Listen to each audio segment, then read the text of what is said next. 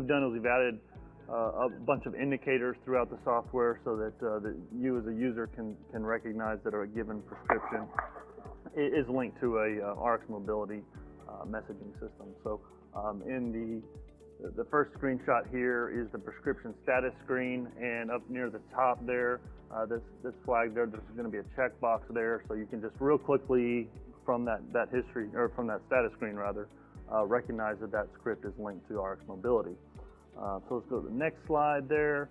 We've added this same checkbox again on the patient prescription history tab. So there's a column there that has all the checkboxes, and you can just real quickly see which one's linked and which ones aren't.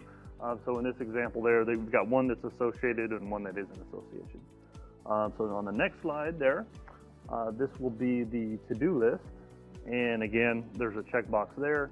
So we've added some additional functionalities in some of the refill reminder reporting and the log of scripts reporting, just to help you kind of filter prescriptions. I've had a number of people that I've talked to on their refill reminders. You know, they'll use this, print out the report, and then they'll have someone call each of those patients and ask them if they want to get their refills. Well, with this, you can kind of filter out which ones are associated with RX Mobility, and those you don't need to call because they're going to get an automated message from that system. So you can still call them if you want to, but we let you make that decision. So at the bottom of the refill reminder system, there's a checkbox there that says do not include RXs enabled for RX Mobility. So when that's checked, it's just going to filter those out. So then you've got a single list of the patients that if you want to call them, you can. Otherwise, it's going to show you all prescriptions that are available. So go ahead to the next slide, and then this is the refill reminder report itself. We've added a column in there to include that checkbox so that you can see which ones are linked to RX Mobility or not. So if you don't use the filter, you can look at this report and kind of pinpoint which ones are linked and which ones aren't, and then you can make that determination of who you need to call. This is the log of scripts report. We've added a couple filters in there as well on the right-hand side, so you can include ones that are linked to RX Mobility and those that aren't. So I'm going to hop on over into Compounder now itself.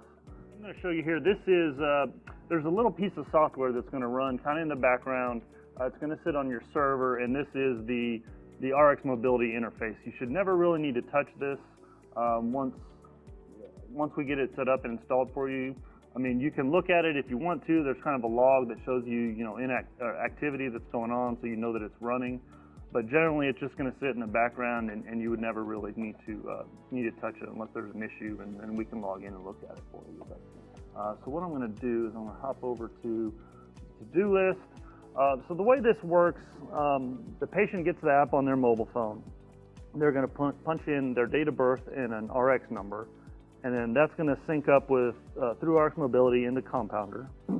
And it's going to recognize if that's a valid date of birth and prescription number, that's the correct date of birth for that patient.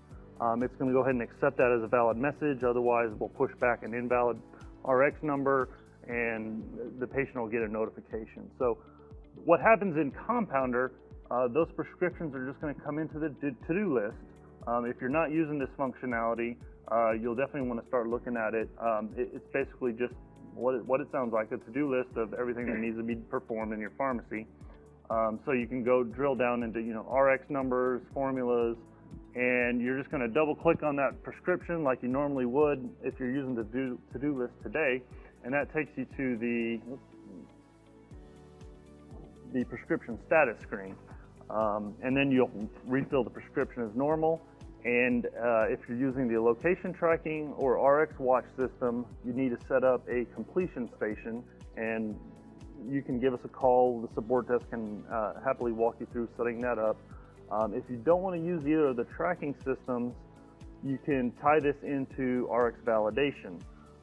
So at the time you validate the RX, it'll cue that message to RX Mobility to flag the patient or let the patient know that the prescription is ready to be picked up.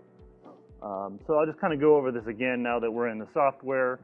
Near the top up here is the RX Mobility checkbox, so I can easily see that this one is associated to RX Mobility. If I go back to the patient history screen, I've got the RX Mobility checkbox here. pretty simple. Let me go into the refill report. So this is the new checkbox here. Do not include RXs enabled for RX mobility. Let's see, I'm just going to run this report. So if I look at this, I can see that I had this prescription filled last week and it's coming up to be filled in a couple days. We've also got the RX mobility flag over here on the right hand side. And then if I check this box and rerun the report, it's going to tell me that there's no prescriptions. That's what I'd expect because I told it not to include the ones for RX mobility. So in that point, I know I don't need to call that patient now to touch base with him about his prescription. I'll go over the log of scripts real quick, just show you how those two filters work. I'm going to run this for last month with no filters on it. I'm going to get two prescriptions on here. One for my Acacia, one for my Vicodin. One of these is associated with RX mobility, the other isn't. So what happens is when I come into my filters, down here at the bottom, we've got RXs linked to RX mobility. When I rerun this same report, it's just going to show me the one prescription that's linked. And then if I go back and rerun this one, it's going to come up with a Vicodin prescription, which is the one that's not linked. So that's kind of how that works at the high level.